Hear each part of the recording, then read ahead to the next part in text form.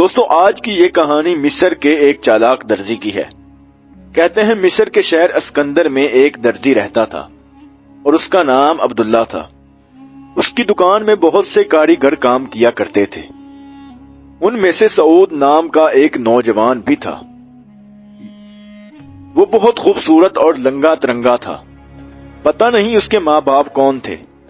عبداللہ نے اسے بچپن سے پالا تھا اور اپنی اولاد کی طرح چاہتا تھا۔ سعود میں جہاں بہت سی اچھائیاں تھیں، وہاں ایک برائی بھی تھی۔ اسے اپنی خوبصورتی پر بڑا گھمنڈ تھا۔ اس کے دل میں یہ بات بیٹھ گئی تھی کہ وہ کسی بادشاہ کا بیٹا ہے۔ بس سوتے جاگتے یہی سپنے دیکھا کرتا تھا۔ ایک دن مصر کے بادشاہ کا وزیر اسکندر آیا۔ چونکہ عبداللہ بہت نامی گرامی درزی تھا، بڑے بڑے امیر اور سرکاری افسر اس کے کپڑے سلواتے تھے۔ وزیر نے اسے محل میں بلوایا اور کہا، ہمارے چگے کا گدامن تھوڑا سا پھٹ گیا ہے، اس طرح رفو کرنا کہ کوئی پہچان نہ سکے۔ عبداللہ چگا لے کر دکان پر آیا اور سعود کو رفو کرنے کے لیے دے دیا، کیونکہ تمام کاریگروں میں وہی سب سے ہوشیار اور تجربہ کار تھا۔ دکان کی چابیاں سعود کے پاس رہتی تھیں۔ صبح کے وقت وہی دکان کھولتا اور شام کو بھی وہی بند کرتا۔ اس دن شام کو جب سب کاریگر چلے گئے اور سعود دکان بند کرنے لگا تو اس کے دل میں ایک عجیب خواہش پیدا ہوئی۔ اس نے سوچا کہ چگا ایک بار پہن کر تو دیکھوں کہ صحیح لگتا ہے یا غلط۔ اس نے خونٹی سے چگا اتارا اور پہن کر آئینے کے سامنے کھڑا ہو گیا۔ خوبصورت تو وہ پہلے ہی تھا، لیکن چگے نے حسن میں 4 چاند لگا دیے۔ میں شہزادہ ہوں، میں سچ مچ شہزادہ ہوں، اس نے دل میں کہا۔ میرا باپ ضرور کوئی بادشاہ ہے، میں اسے تلاش کروں گا، چاہے وہ دنیا کے کسی کونے میں ہی کیوں نہ ہو۔ اس نے آڑے وقتوں کے لیے کچھ روپے بچا کر رکھے تھے۔ اب وہ روپے جیب میں ڈالے اور راتوں رات اسکندر شہر سے رخصت ہو گیا۔ وہ جس بستی سے گزرتا تو لوگ تعجب کرتے، سوچتے اتنا بڑا آدمی اور پیدل جا رہا ہے۔ سعود تاڑ گیا کہ لوگ اسے دیکھ کر حیرت کیوں کر رہے ہیں۔ اس نے اگلے گاؤں میں پہنچ کر ایک مریل سا گھوڑا خریدا اور اس پر سوار ہو کر آگے چل دیا۔ تھوڑی ہی دور گیا تھا کہ ایک گھڑ سوار ملا، 20-22 برس کی عمر، چندے آفتاب اور چندے ماہتاب تھا۔ اس نے سعود کو بتایا کہ میرا نام ہاشم ہے اور میں مصر کے ایک پاشا یوسف کا بھتیجا ہوں۔ سعود بھی اسے ایسی ہی باتیں بتائیں اور وہ دونوں جلد ہی گہرے دوست بن گئے۔ شام کو وہ ایک قصبے کی سرائے میں ٹھہرے، کھانا کھا کر سونے لیٹے تو ہاشم نے ایک عجیب سی بات بتائی۔ اس نے کہا، یوسف پاشا کا انتقال ہو چکا ہے اور مرتے وقت انہوں نے مجھے بتایا تھا کہ تم میرے بھتیجے نہیں بلکہ ملک لیبیا کے بادشاہ کے بیٹے ہو۔ تمہارے پیدا ہونے سے پہلے نجومیوں نے بادشاہ کو بتایا تھا کہ جب یہ بچہ پیدا ہو تو اسے اس وقت تک نہ دیکھنا جب تک وہ 22 سال کا نہ ہو، اس سے پہلے اسے دیکھا تو وہ مر جائے گا۔ اب بادشاہ کو دکھ تو بہت ہوا، مگر کرتا بھی تو کیا۔ یوسف پاشا اس کا بچپن کا دوست تھا اور مصر کے دارالسلطنت قاہرہ میں رہتا تھا۔ میری والد نے مجھے پیدا ہوتے ہی پاشا کے پاس بھیج دیا اور اس نے مجھے پال پوس کر بڑا کیا۔ اس نے مرنے سے پہلے مجھے بتایا کہ تم اس رمضان کی 4 تاریخ کو پورے 22 سال کے ہو جاؤ گے۔ اس دن تم السراج کے مقام پر جانا، جو اسکندریہ سے 4 دن کے فاصلے پر ہے۔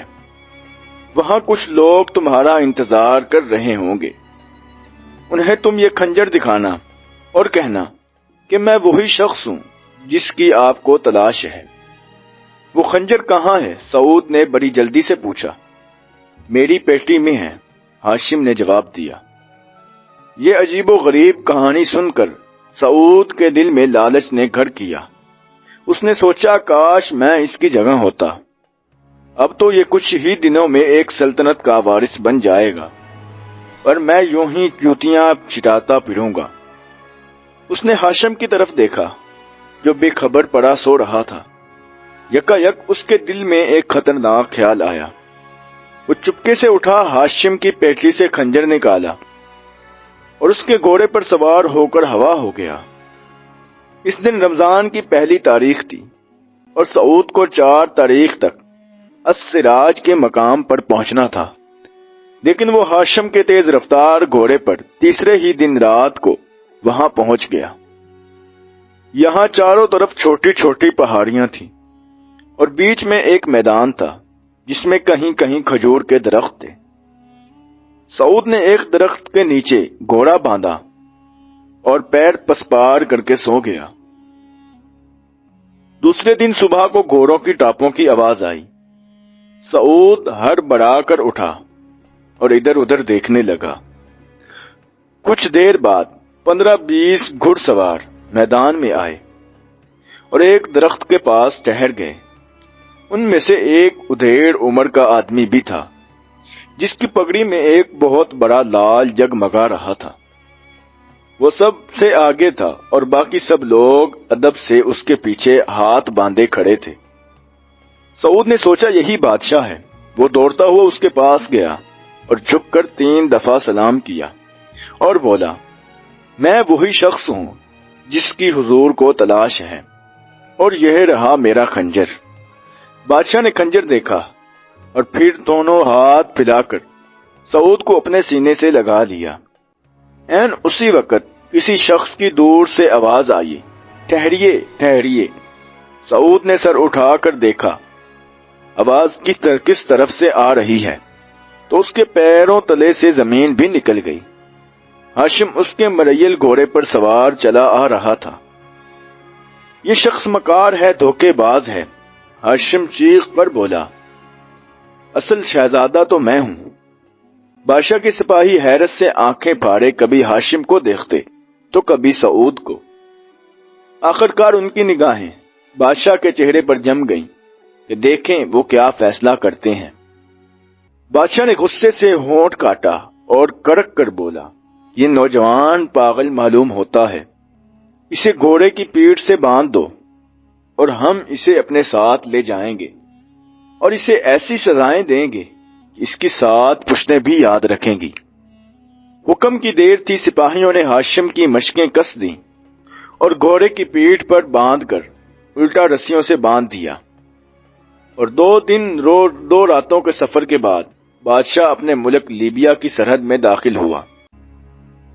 سعود بڑی شان سے گھوڑے پر بیٹھا، بادشاہ کے پہلو میں چل رہا تھا اور ہاشم گھوڑے سے بندھا پیچھے پیچھے آ رہا تھا۔ تمام گاؤں، قصبے، شہر دلہن کی طرح سجائے گئے تھے۔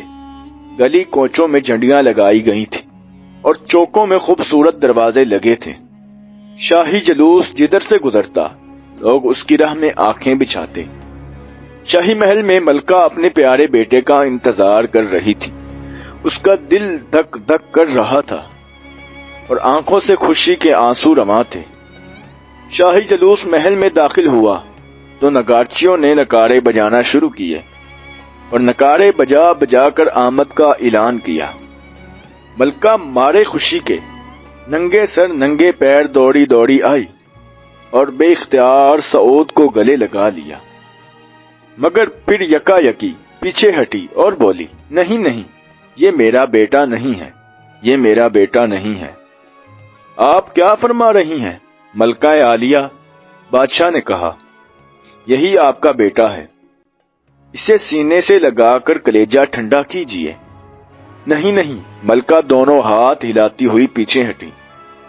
عین اسی وقت دروازہ کھلا۔ ہاشم دربانوں کو دھکا دیتے ہوئے اندر آیا اور بادشاہ کے قدموں میں سر رکھ کر بولا، آپ مجھے اپنے ہاتھوں سے قتل کر دیجیے، میں اب زیادہ دیر برداشت نہیں کر سکتا۔ بادشاہ کا چہرہ غصے سے سرخ ہو گیا۔ اس نے کہا کہ اس پاگل کو کس نے چھوڑ دیا ہے؟ پکڑ لو اور اسے زنجیروں میں جکڑ کر کال کوٹری میں بند کر دو، کل صبح ہم اس کی قسمت کا فیصلہ کریں گے۔ ٹھہریے، ملکہ آگے بڑھ کر بولی، میں نے اس نوجوان کو پہلی دفعہ دیکھا ہے، مگر پتہ نہیں کیوں میرا دل اس کی طرف کھینچا جا رہا ہے۔ میری ممتا کہہ رہی ہے کہ یہی میرا اصل بیٹا ہے۔ یہ کس طرح ہو سکتا ہے؟ بادشاہ بولا، السراج کے مقام پر یہی نوجوان مجھے ملا تھا اور وہ نشانی دکھائی تھی جو میں نے یوسف پاشا کو دی تھی۔ ہاشم نے کہا کہ جب میں سو رہا تھا تو اس دھوکے باز نے وہ خنجر میری پیٹی سے نکال لیا اور میرے گھوڑے پر سوار ہو کر بھاگ گیا۔ یہ غلط ہے علی جاں، سعود بولا۔ یہ شخص اسکندر کا ایک معمولی سا درزی ہے اور آپ کا بیٹا بن کر تاج و تخت پر قبضہ کرنا چاہتا ہے۔ بادشاہ سر پکڑ کر بولا، کچھ سمجھ میں نہیں آ رہا۔ حضور یوسف پاشا سے ہی کیوں نہ معلوم کر لیتے ہیں، ملکہ نے کہا۔ تو بادشاہ نے کہا، تو وہ تو مر چکا ہے۔ ہمیں جلد بازی نہیں کرنی چاہیے، ملکہ نے کہا۔ مجھے 3 دن کی مہلت دیں، انشاءاللہ میں ثابت کر دکھاؤں گی کہ اصلی بیٹا کون ہے اور نکلی بیٹا کون ہے۔ ملکہ نے زنان خانے میں آ کر بہت سوچا مگر مغز کھپایا، لیکن کچھ سمجھ نہ آیا۔ ملکہ کی ایک منہ چڑی باندھی فرحت بہت عقل مند اور ہوشیار تھی۔ اس نے ہاتھ باندھ کر کہا، ملکہ عالیہ اجازت دیں تو بندی کچھ عرض کرے۔ ملکہ نے کہا، اجازت ہے۔ حضور، ان نوجوانوں کی گفتگو سے میں نے یہ اندازہ لگایا ہے کہ ان میں سے ایک شہزادہ ہے اور دوسرا درزی، لیکن یہ ہم کیسے ثابت کر سکتے ہیں؟ ملکہ نے پوچھا۔ میرے ذہن میں ایک ترکیب آئی ہے، تنہائی میں عرض کروں گی۔ ملکہ نے تالی بجا کر کہا۔ لونڈیوں اور باندیوں نے جھک کر 3 دفعہ سلام کیے اور الٹے قدموں باہر نکل گئیں۔ فرحت نے ملکہ کے کان پر منہ لگایا اور کچھ دیر تک خسر پھسر کرتی رہی۔ دوسرے دن بادشاہ نے دربار لگایا۔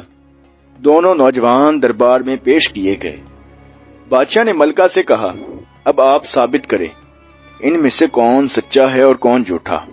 عالی جاں، ملکہ بولی، ان دونوں کو ایک کپڑا، ایک کینچی اور سوئی دھاگا دے کر الگ الگ کمروں میں بند کر دیا جائے اور یہ آج شام تک ایک خوبصورت سی پوشاک سیئیں گے، اور جس پوشاک کی کاٹ سلائی بے عیب ہوگی وہی شہزادہ ہوگا۔ امتحان کچھ عجیب سا تھا۔ بادشاہ پہلے تو ہچکچایا مگر پھر راضی ہو گیا۔ سعود اور ہاشم کو کپڑا اور سینے پرونے کا سامان دے کر الگ الگ کمروں میں بند کر دیا گیا۔ دوسرے دن صبح کو پھر وہ دربار لگا۔ تمام وزیر اور امیر جمع ہوئے۔ اب سعود کی آنکھیں خوشی سے چمک رہی تھیں مگر ہاشم کا منہ لٹکا ہوا تھا۔ سعود نے آگے بڑھ کر پہلی اپنی پوشاک پیش کی۔ بادشاہ خوشی سے جھوم اٹھا اور بولا، واہ واہ، سبحان اللہ، کتنی خوبصورت پوشاک سی ہے، کمال کر دیا۔ ہمارے شاہی درزی بھی ایسی پوشاک نہیں سی سکتے۔ ملکہ نے مسکرا کر ہاشم کی طرف دیکھا اور بولی، نوجوان، اب تم اپنی پوشاک دکھاؤ۔ ہاشم نے انسلا کپڑا فرش پر پٹخ دیا اور بولا، حضور، یوسف پاشا نے مجھے شہ سواری، تیر اندازی اور تلوار بازی سکھائی تھی۔ مجھے نہیں معلوم کہ پوشاک کس طرح سی جاتی ہے۔